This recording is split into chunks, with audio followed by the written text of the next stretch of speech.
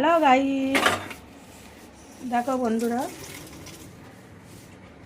গঙ্গার ইলিশ। এটা গঙ্গায় চান করতে গেছিলো, ইলিশ মাছটা পায়ে বাঁধলো আর ধরে নিয়েছি খপাত করে। বন্ধুরা, গঙ্গার ইলিশ, মাছালাকে বলেছি মুখ পড়া ইলিশ, এটা কিন্তু গঙ্গার ইলিশ কেনা জানি না। কেমন হয়েছে মাছটা বলো তো বন্ধুরা, দেখি কি করা যায়। বন্ধুরা, মাছগুলো নুন হলুদ মাখিয়ে নিলাম। অনেকদিন ইলিশ মাছ খাওয়া হয়নি, সেই জন্য বাড়িতে এসেছি, একটু ইলিশ মাছ খাওয়া হলো বাচ্চাটার জন্য।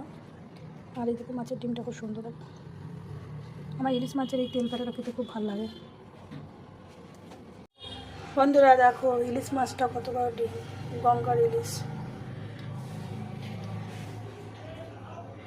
দেখো মাছগুলো কাটা হয়ে গেছে।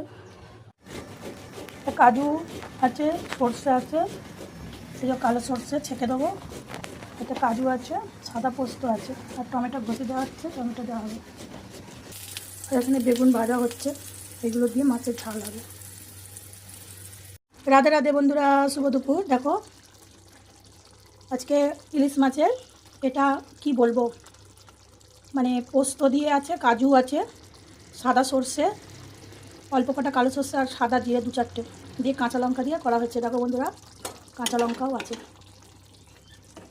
এই দেখো বন্ধুরা, কাঁচা লঙ্কাও আছে, অনেকগুলো কাঁচা লঙ্কা দেওয়া হয়েছে। যা হয়েছে না বন্ধুরা, একদম 5 স্টার হোটেল ফেল। কেউ যদি হোম ডেলিভারি রান্নার অর্ডার দাও তাহলে আমাকে বলো। এটা ইলিশ মাছের একটা মানে দই দই ইলিশ করেছি, নতুনত্ব একটা নাম দেওয়া হলো দই ইলিশ। কেউ খেলে অর্ডার করলেন তাহলে বলো। অনেকে তো অনেক রকম খেয়েছো, আমরা যাতে বাঙাল, বাঙাল রান্না দই ইলিশ, দই দিয়ে ইলিশ মাছটা।